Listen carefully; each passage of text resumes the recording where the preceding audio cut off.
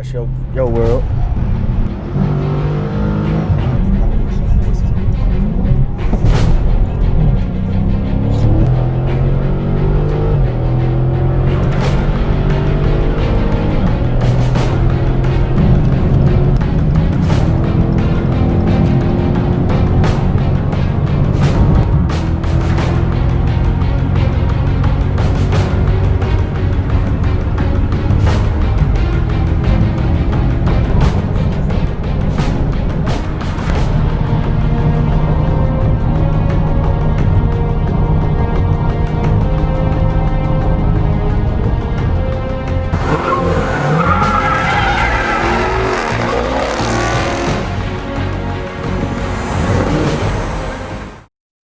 What's going on, everybody? Today is finally the day. It's December 29th, 2017. Man, it's 2 years that came by pretty quick, because I remember around this time, it might have been a little bit later in the day right now, because it's like 9:01, I think. It was around sometime about 11 or 12 o'clock in the morning. I was out in my first Challenger I had. It just had hit 100,000 miles, and all up to that point it was still giving me, problems here and there. And I decided to go by AutoZone to start looking for spark plugs to probably change out the plugs in the engine, because I'm pretty sure it never been done by the previous owner. So I get a call from Brubaker Dodge, because I had took the car by there earlier in the year to get some stuff checked out, to figure out why my car would go into ESP BAS mode with traction control light coming on and it gets stuck in whatever gear it's in. And they told me the transmission control module was bad, so I changed it out. So anyways, they called me. They noticed that car had a lot of miles on it and asked me did I want to do a trade-in. And at first I was reluctant, and then I was thinking like, okay, if I do a trade-in, it's gonna have to be for something of equal value to that SRT with something like a ScatPack or above. And then they said, man, I asked them out of curiosity, man, what y'all got down there? So they said they had this car, they had a ScatPack on the showroom floor. So that sparked my interest some, because I still didn't have any intentions on trading in. I got there, it was looking real nice on the showroom floor. We started talking, one thing led to another. Later that night, about 6-7 o'clock that night, I came home with this car right here, and it's been an adventure, and I've been glad, man. It's just been the way I felt that night when I brought the car home is how I thought I would have felt when I took that the old SRT the way I felt that night when I took the Scat home was the same way I thought I would feel when I took my old SRT home. So man, it was just crazy. And then just to see my nephew Landon, I think he was more excited for this car than I was. So as promised, I said I was gonna do a quick Q&A session, which I'm gonna go and jump into that right now. And once again, thanks to everybody who participated, decided to ask questions. Without further ado, let's get into it. I hate I gotta look at my phone and do this, but man, it'll be all right. First question I got came from my boy Decepticons on Instagram, Damien. He asked me I'm getting tongue tied. Which obstacles you encountered this year that made you a better man? Oh man, I would say I haven't really been thrown too many obstacles, but I would say just like my current, at the time, still right now, I'll say my current living situation, I'm not quite where I want to be in life just yet. I'm making strides to get there. Some days it gets quite annoying, but the thing is, I just keep focused to my ultimate goal, which is I'll know when I get there. It's just I just keep moving forward with that. And sometimes I got to take a break from everyday life, take a few days off work, just sit back and unwind and try to, just try to put everything in perspective and don't let it drag me down too much, because you keep going and going and going, you just gonna burn yourself out, and that ain't gonna be good. It really ain't. But yeah, I'll say more or less with that one, that's all I got to say about that one, man. I appreciate. Hey, and if you're on Instagram, check him out too. All right, I would say the next question comes from a boy, and I follow him on YouTube and Instagram too. Is it's my boy Fast Fit Entertainment, and he asked me, have I ever thought about implementing clickbait, since now that's what everybody's doing? More or less, I say this. I think low-key I tried it a little bit, but it really ain't work out for me. It just seems like for me, if you, or you know, just a smaller YouTube channel in general, seems like something, hey, sometimes your videos do good, sometimes they don't. It seems like, yeah, just wait. And then to me, it seems like you got to be pumping out videos just about every day for YouTube to, just for yours to really catch on, or just really be consistent with it. And then, because I mean, you know, some of us can edit a video real nice, man, it'll just look clean, and it still don't get playback. And then, you know, you got some people that can just throw out garbage, and man, it just, you know, as the saying goes, man, it seems like some people can just fling shit to a wall, and you know, and they see what's sticking. Some people, you know, they shit just stick to the wall. And it also makes me think about this too, because today, for a little while ago, I thought about making this my very last YouTube video, at least planned, because I thought about retiring. Today was going to be the day I was just done with it. But man, as a, you know, like when I started thinking about that, a lot of people been giving me positive feedback, so it's kind of discouraging when you know, your videos don't get the views that you feel it should get.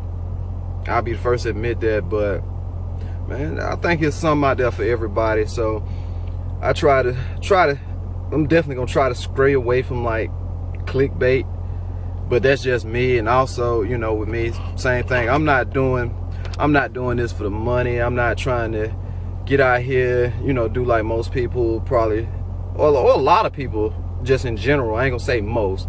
I see a lot of people, you know, they start out, then they get kind of big, and you know, next thing you know, they selling merch, you know, pushing merch.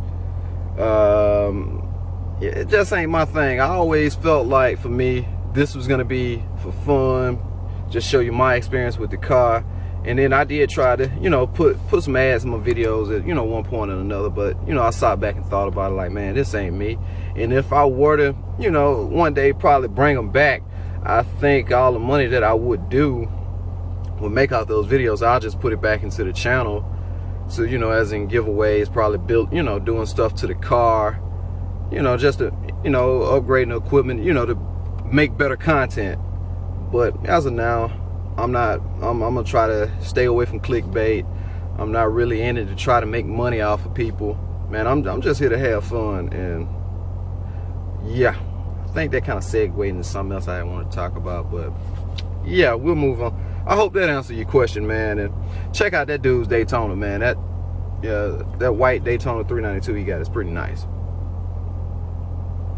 All right, man, the next question I got is from my homeboy Big Red 72 on Instagram. He had asked me, I have a question for you. Did your Hellcat reps cause any drop in ride quality? I'm thinking about getting some TA reps, and I wonder about the quality of the replica rims. Well, with mine, man, I haven't noticed, you know, any change in the ride quality. And then, you know, I put wider tires on here too, so to me they ride just as good, if not, you know, a little bit better than the OEMs. You know, I did a long road trip with them, went really fast with them on there. So me personally, I don't have any problems with them. The only thing that happened with mine is when I was in Louisiana, I got my, you know, one of my tires had went flat because the valve stem wasn't that good. So they had to put a new valve stem on there, and them ignorant damn imbeciles that took the wheel off there, chipped some of the finish off of it. So I didn't catch that until I got to Texas. But that wasn't no fault of mine, or, you know, just the quality of the wheel. That was just because of their negligence. So yeah, we're gonna move on from that, man. He got a nice Scat too, so yeah, check him out on Instagram. All right, the next question I got is coming from the same, you know, it's the same questions coming from a few people that, you know, commented on my videos and watched. Reginald Covington on Instagram, not Instagram, YouTube, Big Gee, and yeah, Big Gee, and I think a couple other people. For all that asked me about the SRT steering wheel when I bought it, how much did it cost and where I get it from? I got it from eBay back in the summer, and I paid $329 for it. On average, I've seen them, you know, asking prices for them from anywhere from $400 to $600. So what I would do to get the best deal possible, if it's, you know, if you're not in a rush to get it, it's just, you know, just get on eBay. Getting tongue tied. Still early in the morning. Just go on eBay, type in, you know, 2015 SRT steering wheel. You know, see what you come up with. I will watch a couple of auctions, because you'll eventually come across a deal. I wasn't about to pay no $600 for it. Man, I'll just be straight up. Yeah, I'll be straight up. I ain't paying $600 for it. So yeah, moving right along.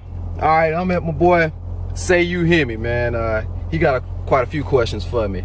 And yeah, if you remember him, I did a video with him when I rode with him when he brought his Jeep Grand Cherokee SRT down here when he drove it back home to Alabama. He's on YouTube and Instagram, so check him out. Man, I love that Jeep. That thing's fun. But anyway, my boy asked me, I'm gonna ask all, he asked me like 3 questions. I wanna say 3 or 4, no, 3 questions. So, first question asks, what was the first car that I ever went triple digits in? I wanna say, no, I ain't don't wanna say, I know what it is. It was 99 Mercury Mountaineer that my older brother gave me, like right when I graduated high school. It had the rims, the sound system, you know, it had the whole 9 yards, man. It was looking good. I was just riding one night, so I think I had hit right at 100 and I came down. And I was about 8, yeah, it was a little bit after I turned 18. So yeah, that was the very first car I did 100 miles an hour or more in. What would be my 5-car garage? I thought about this one a little bit. I know 3 I would go with. So, and then you know, the other 2 would, you know, fluctuate just depending on how I feel. I would say number one, I would have a Ford F-150 Raptor, preferably the one with the V8. I've seen a couple of them, you know, with that twin turbo V6. It's just still something about me that just like a truck like that, I want a V8 for some reason. That's what I want to go with. But yeah, that's gonna be number 1. Number 2 would be a 1969 Dodge Charger RT with the 426 Hemi. That's my dream car. That's my favorite car of all time. So that's gonna be number 2. I would say number 3 would be a Hellcat Challenger. Yeah, Hellcat Challenger. You can't go wrong with that. Number 4 would probably be a Lamborghini Murcielago, man. When it comes to exotics, that's my favorite Lamborghini of all time.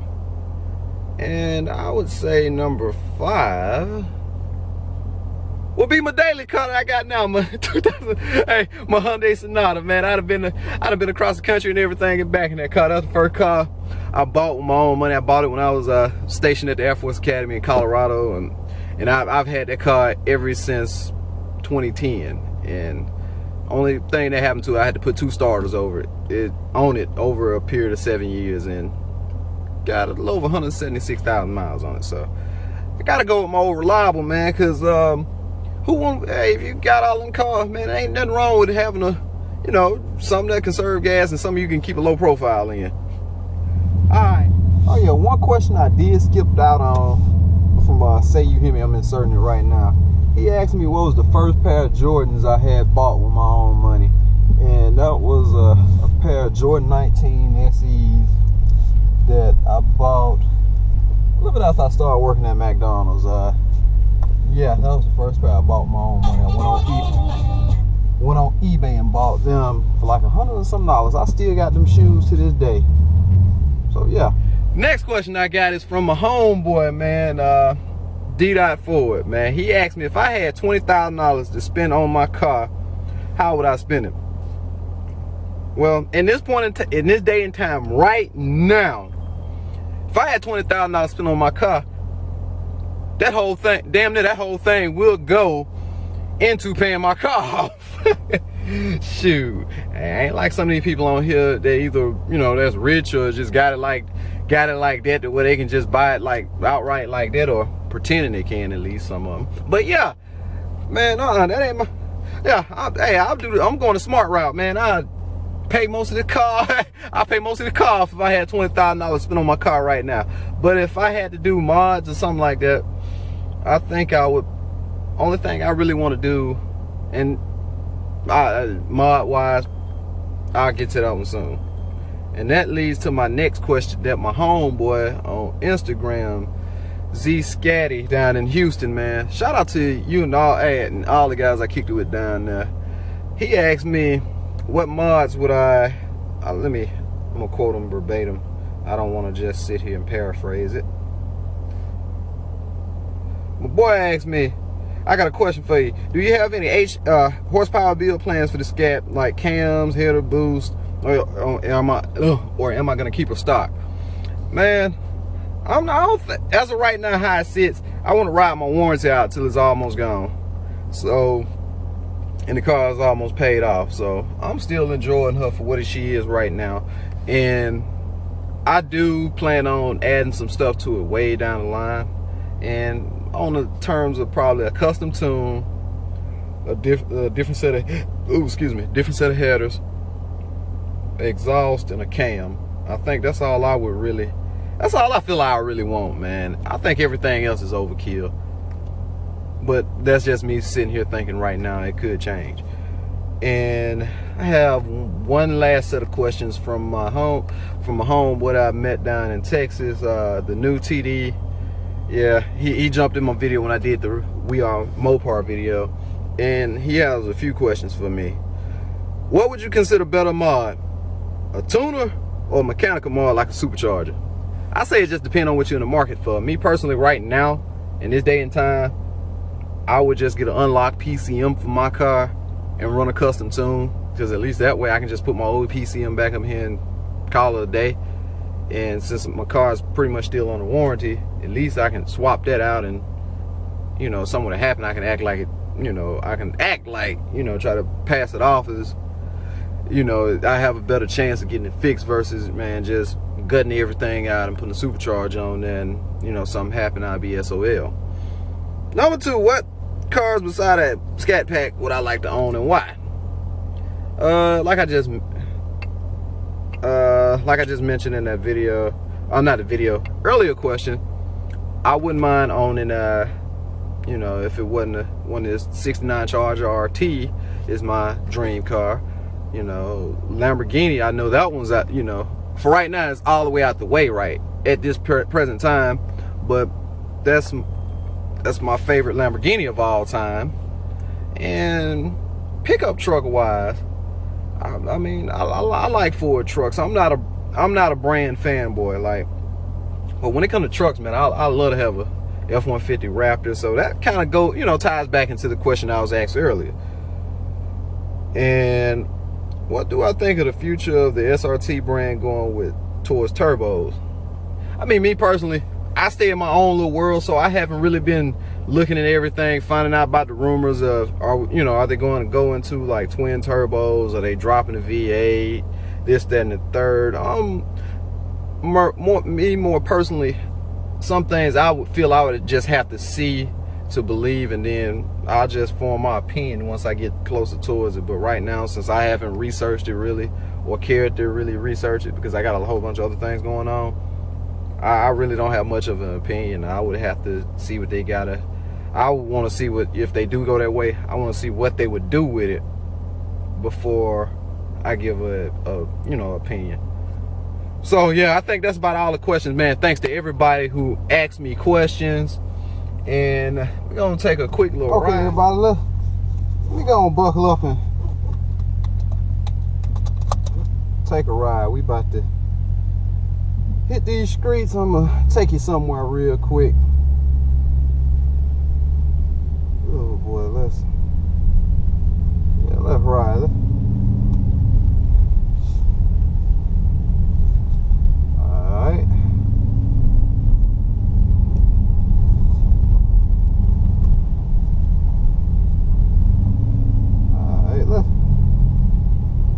I'll see what they got playing on the radio.